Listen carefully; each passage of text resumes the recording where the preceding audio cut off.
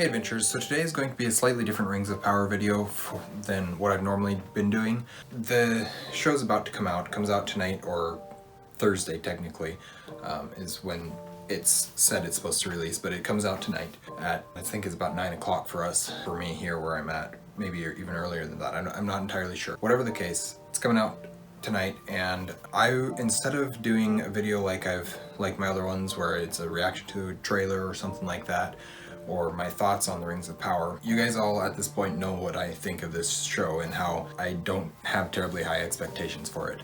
But what I wanted to do was take this opportunity to look at some of the positives about this show, whether they're what will come of the show, what the show has caused things to happen, and these are just some basic thoughts that I have come up with. Is really not terribly deep or anything like that, but we'll go through it a little bit. I have a list on my phone that I just basically things I like, or the positives of Rings of Power. So some of the things I like, it has grown on me, I will admit that, but I like the casting for Galadriel. I think Morfydd Clark is going to do a very good Galadriel, at least a very good version of Galadriel that they're making in this show. I also like Elrond. At first when I saw him, I was like, yeah, I don't know that he's going to do Elrond, but the more I see of him in the show, the more I look at stuff and pay attention to what's going on, I feel like he's going to do a pretty good Elrond as well. I still don't love the short hair, but we'll see how it's done once the show actually comes out and what I think of it once we're actually in the show. Gil-galad, Benjamin Walker, I believe, is the actor who plays, Robert Aramayo is the guy who plays Elrond, but I believe it's Benjamin Walker who plays Gil-galad, and I'm very excited for him. I think he is very fitting for that role. Just the short stuff videos and footage and stuff that I've seen of him as Gil-galad, I'm happy with. Celebrimbor, I guess I ought to figure out who these two are. Charles Edwards, who is the actor who plays Celebrimbor, and so far I like Celebrimbor, from what I'm seeing. And then the last person that I wrote down as I like the casting for is Durin the Fourth, and he is being played by Owain Arthur, and likely I'm not pronouncing all these names correctly, but that's alright. So those actors, at the moment I'm liking what I'm seeing from them, and I think they'll do really good in their respective roles. Ismael Cruz Cordova. That's the actor who's playing Arondir, I believe is the name of him. He's an elf, very, very short hair. Again, I prefer elves to have long hair. It adds to everything about them, but this is supposed to be a positive video, not a negative video, so I'll refrain from talking about that. Anyways, I like what I'm seeing from him. He seems to genuinely have a love for the source material, and he wants to make a good show. That's what I am seeing from him. I'm not seeing so much of the political agenda statements, I guess. I see things about him wanting to make a good show, first and foremost, and that gives me hope. That is a positive thing. Whether or not that's really the case, that's not the point of this video. The point is, what I'm seeing seems positive. I guess we'll just continue down the list. So one of the really cool things, whether or not we like it, is that we're going to get a glimpse of the first age, and we're going to see some of the second age. These are things that, as a Lord of the Rings fan, I've always wanted to see on screen. No, it's never going to be exactly what I imagined as I read the books or looking at the artwork by the various Alan Lee, John Howe, whoever it might be. These are things that I still want to see on screen, just to see how they can adapt them, and because it's very cool. I love the first age and I love the second age of Middle-earth as much or more than I love the third age, so that's gonna be cool. The Forging of the Rings of Power, I think, is a very good story to tell. I think that all the machinations of everything, political, everything that's going on around that, the Forging of the Rings of Power, with Sauron being Anatar and sneaking in and convincing everybody that he's this good and bright, good type of character, and I know I just said good twice there, but that's something that I like. That's something that I think if they can pull off that story, that's a great story to tell, and I think it's probably one of the most important aspects of the second age in many ways. Of course, Numenor is probably more important, but Numenor also ties directly into that, and so there's a lot of really cool stuff with that, and I'm excited that that's the story they chose to tell. Whether or not they tell it well, we will wait and see. some of the stuff that we've seen, some of the places, I guess, locations specifically that we have seen, I really like the look of.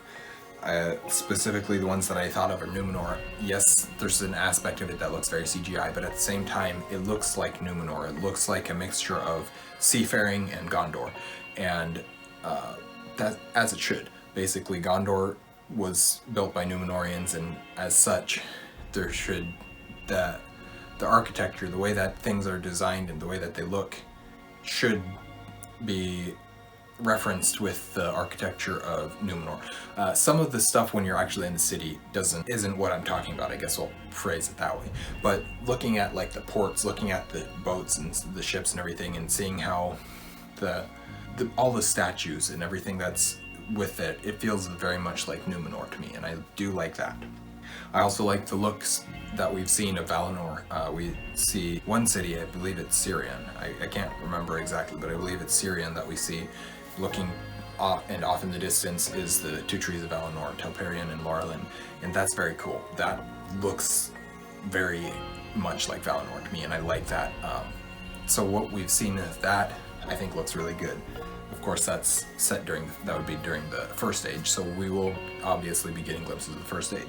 And then Moria, I really like the look of Moria. I wasn't sold on the vegetation growing in the mines at the time, or when I first saw it, but the more I think about it, the more I'm like, it's really cool, and it fits, and it works with the way that the dwarves think. Yeah, the dwarves aren't specifically like, vegetation is great, trees, plants, vegetables, all that kind of stuff. That's not really their mindset, but there is the incorporation of some of that stuff is really cool, in the way that it's done, where it's just growing because they have this super cool ability to use the mine, or to use the mountain in the sunlight and to shine things down, and it's very cool to me, and I like what I'm seeing of Moria.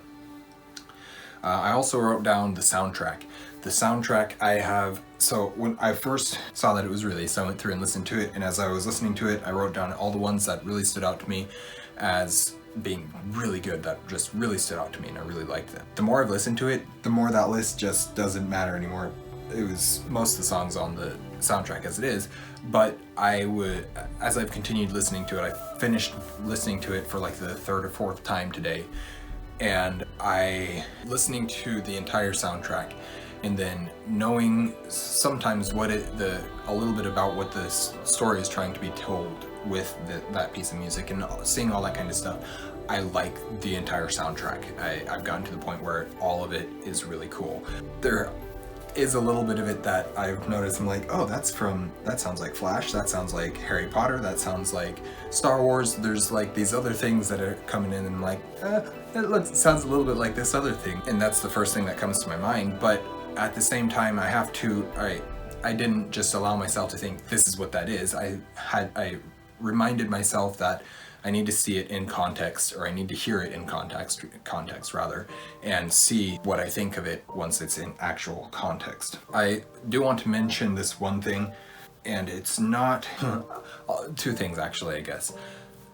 All the stuff for the Harfoots, all the music revolving around the Harfoots is like some of my favorite of this entire soundtrack, which is frustrating to me because I know that the Harfoots shouldn't really exist. Like, I understand that, but the music itself, I really like that. One thing, This Wandering Day, that's an amazing song. The lyrics are really good for that song.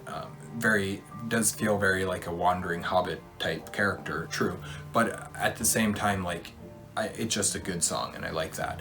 I will say though, in the song, the lyrics at one point, or in several places actually, say something along the lines of, not all who wander are lost, or something like that. And I do kind of not love that. I don't love that that's in this Second Age show, because that was a phrase, not all who wander are lost, was a phrase that was used by Bilbo for Aragorn, specifically in the poem, that poem about Aragorn. That line is used, that not all who wander are lost, is used in that poem, and I always assumed that Bilbo coined that phrase. I guess I don't know for a fact that it was, and so I can't really get too mad at it, but I kind of would have preferred that it's not there. I guess this is another thing about the soundtrack. But when I was thinking about what I wanted the soundtrack for Numenor to sound like, what came to my mind was Gondor. I wanted it to have the majesty and the power of Gondor that we know when we see Gondor, when we hear it, when we see the Minas Tirith for the first time, when we see Faramir riding on the horse in Ithilien and stuff like that. I guess not, he doesn't ride the horse in Ithilien, but he rides the horse from Osgiliath back to Minas Tirith and stuff like that. That feel of just the power and the strength of Gondor, that's something that I want to see taken and extrapolated upon for Numenor because of the connection between Numenor and Gondor.